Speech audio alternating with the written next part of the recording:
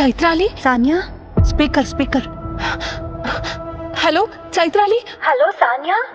ಅಯ್ಯೋ thank god for Samrat bro. ಅವರಿಲ್ಲ ಇವತ್ತು ನನ್ನ ಪ್ರಾಣ ಉಳಿತು. ಆ ಗೂಂಡಗಳು ಭಾರಿ ಡೇಂಜರಸ್ ಇದ್ರು. ಏನ್ ಹೇಳ್ತಿದ್ಯಾ ನೀನು? ಸಾಮ್ರಾಟ್ನಿಂದ ನಿನ್ ಪ್ರಾಣ ಉಳಿತಾ ಅಂದ್ರೆ ಎಲ್ಲಿದ್ಯಾ ನೀನೀಗ? ನೀನ್ ಎಲ್ಲಿದ್ಯಾ ಇವಾಗ? ನಾನ್ ನಿನ್ನ ಹತ್ರ ಬಂದು ಎಲ್ಲ ಹೇಳ್ತೀನಿ.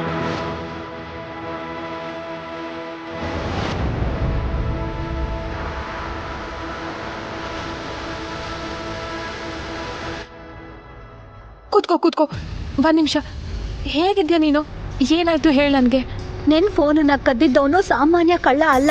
ಐ ಆಮ್ ಶೋರ್ ಅವನ್ ದೊಡ್ಡ ಕ್ರಿಮಿನಲ್. ಅವನೊಬ್ಬ ದೊಡ್ಡ ಟೆರರಿಸ್ಟ್ಗೆ ಕೆಲಸ ಮಾಡ್ತಾನೆ. ಆ ಟೆರರಿಸ್ಟ್ ದುಬೈನಲ್ಲಿ ಇರ್ತಾನೆ. ಸರ್, ಐ ಆಮ್ ಶೋರ್ ಅವ್ರದ್ದು ಒಂದು ಹ್ಯೂಮನ್ ಟ್ರಾಫಿಕಿಂಗ್ ದಂಧೆ ಇದೆ. ನಾನು ಅವ್ರ ಕೈಲಿ ಸಿಕ್ಕಾಕೊಂಡಿದ್ದಾಗ ನಾನು ಅವರನ್ನ ಬೇಡ್ಕೋತಿದ್ದೆ, ಪ್ಲೀಸ್ ನನ್ನ ಬಿಟ್ಬಿಡಿ. ನನ್ನ ಫ್ರೆಂಡ್ ಸಾನ್ಯಾ ನನ್ನನ್ನೆಲ್ಲ ಕರೆದಿದ್ದು. ನನಗೆ ಹೀಗೆಲ್ಲ ಆಗತ್ತೆ ಅಂತ ಗೊತ್ತಿರ್ಲಿಲ್ಲ. ಸಾನ್ಯಾ ತನ್ನ ಗಂಡ ಸಾಮ್ರಾಟ್ ಬಗ್ಗೆ ಏನೋ ಹೇಳೋದಕ್ಕೆ ಕರೆದಿದ್ದಾಳೆ ಅಂತ ಅನ್ಕೊಂಡಿದ್ದೆ. Please please. ಏ ಹುಡ್ಗಿ, ಯಾರ ಹೆಸರು ಹೇಳ್ತಿದ್ಯಾ? ಯಾರಿದು ಸಾಮ್ರಾಟ್? ಆಮೇಲೆ ಏನಾಯ್ತು ಚೈತ್ರಾಲಿ? ನಾನು ಅವ್ರ ಹತ್ರ ರಿಕ್ವೆಸ್ಟ್ ಮಾಡ್ಕೊಂಡೆ ಒಂದು ಸಾರಿ ನನ್ನ ಫೋನ್ ನಲ್ಲಿ ಸಾಮ್ರಾಟ್ ಬ್ರೋ ಫೋಟೋ ನೋಡಿ ಅಂತ. ಆಮೇಲೆ ಯಾಕೋ ಗೊತ್ತಿಲ್ಲ, ಅವರು ಸಾಮ್ರಾಟ್ ಫೋಟೋ ನೋಡಿ ಗಾಬರಿ ಆದ್ರು. ಬ್ರೋ ಫೋಟೋನ ಝೂಮ್ ಮಾಡಿ ಈ ಉಂಗ್ರ ನನಗ್ ಅರ್ಥ ಆಗ್ಲಿಲ್ಲ. ಆ ಟೆರರಿಸ್ಟ್ಗಳು ತುಂಬಾ ಹೆದರ್ಕೊಂಡಿದ್ರು. ಯಾಕೆ ಹಾಗೆ ಮಾಡಿದ್ರು ಅಂತ ನನಗೆ ಅರ್ಥನೇ ಆಗ್ಲಿಲ್ಲ. ಆದ್ರೆ ಅವರು ನನ್ನ ಬಿಟ್ಬಿಟ್ರು.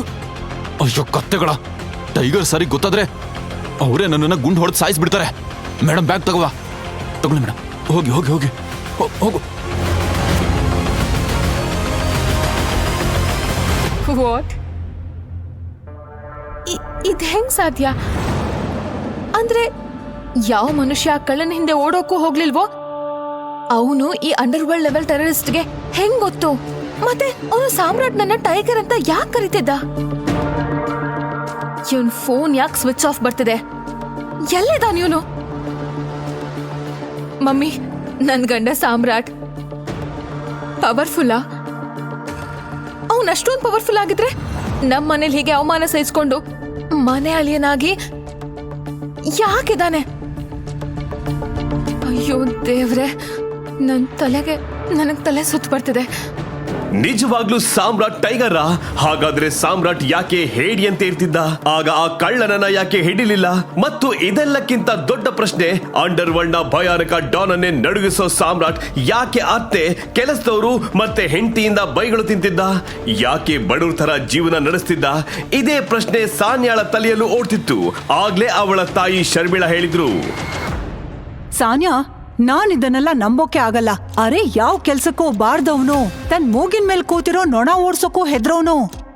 ಅವನಿಗೆ ಟೆರರಿಸ್ಟ್ಗಳು ಯಾಕೆ ಹೆದರ್ತಾರೆ? ಆದ್ರೆ ಈ ಹಾಳಾದವನು ಏನೋ ಮುಚ್ಚಿಡ್ತಾ ಇದ್ದಾನೆ. ಅದನ್ನ ಪತ್ತೆ ಹಚ್ಚಬೇಕು.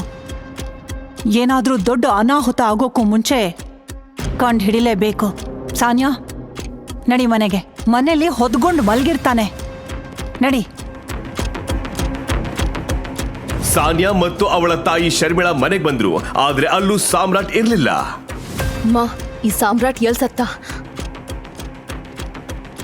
ಸಾಮ್ರಾಟ್ನ ನಿಜವಾದ ಮುಖ ಯಾವುದು ಅಂತ ಯೋಚಿಸ್ತಾನೆ ಸಾನ್ಯಾ ಇಡೀ ರಾತ್ರಿ ಕಳೆದ್ಲು. ಅವಳು ಸುಮಾರು ಸಲ ಸಾಮ್ರಾಟ್ಗೆ ಫೋನ್ ಮಾಡೋಕೆ ಟ್ರೈ ಮಾಡಿದ್ಲು. ಅವಳಿಗೆ ಏನೇನೋ ಯೋಚನೆಗಳು ಬರ್ತಿದ್ವು. ಸಾಮ್ರಾಟ್ಗೆ ಏನಾದ್ರೂ ಆಯ್ತಾ? ಅಥವಾ ಸಾಮ್ರಾಟ್ ಒಬ್ಬ ಟೆರರಿಸ್ಟಾ? ಅಥವಾ ಡಾನ್ ಇರ್ಬೋದಾ? ಬೆಳಿಗ್ಗೆ ಸಾಮ್ರಾಟ್ ವಾಪಸ್ ಬಂದ ತಕ್ಷಣ ಸಾನ್ಯಾ ಅವನ ಜೊತೆ ಮಾತಾಡ್ಬೇಕು ಅಂದ್ಕೊಂಡ್ಲು.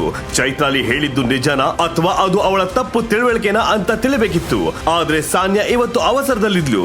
ಯಾಕಂದ್ರೆ ಅವಳು ತನ್ನ ಗಂಡನಿಗಿಂತ ಹೆಚ್ಚು ಇಷ್ಟಪಡ್ತಿದ್ದ ಚಿರಾಗ್ ಅನ್ನೋನು ಇವತ್ತು ಮನೆಗೆ ಬರ್ತಿದ್ದ. ಏನಾಯ್ತು ರಾಮಣ್ಣ?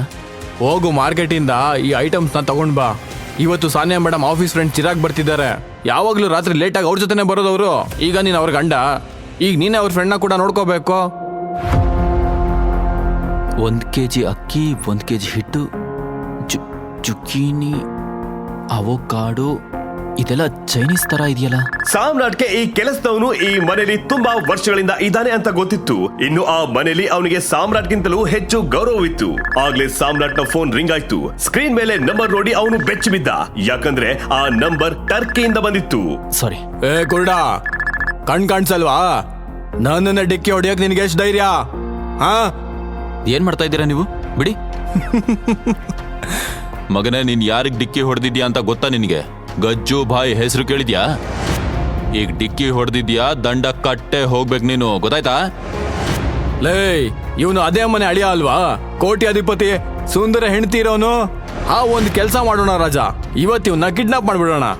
ಅದೇ ನೆಪದಲ್ಲಿ ಅವನ್ ಹೆಂಡತಿನ ನಮ್ಮ ಅಡ್ಡ ಕರ್ಸ್ಕೊಳ್ಳೋಣ. ಇಡೀ ರಾತ್ರಿ ಪಾರ್ಟಿನೇ ಪಾರ್ಟಿ. ಸಾಮ್ರಾಟ್ನ ಫೋನ್ ಮತ್ತೆ ರಿಂಗ್ ಆಯ್ತು. ಪದೇ ಪದೇ ಫೋನ್ ರಿಂಗ್ ಆಗೋದನ್ನು ನೋಡಿ ಗಜ್ಜು ಸಾಮ್ರಾಟ್ನಿಂದ ಫೋನ್ ಕಸಿದ್ಕೊಂಡ್ಬಿಟ್ಟ. ಈಗಲೇ ಡೌನ್ಲೋಡ್ ಮಾಡಿ ಪಾಕೆಟ್ FM ಮತ್ತು ಕೇಳಿ ದೇಶ ವಿದೇಶದಲ್ಲಿ ಫೇಮಸ್ ಆಗಿರೋ ಟೈಗರ್ ರಿಟರ್ನ್ಸ್ ಅನ್ನೋ ಮೈ ನವಿರೇಳಿಸೋ ಕಥೆಯನ್ನ.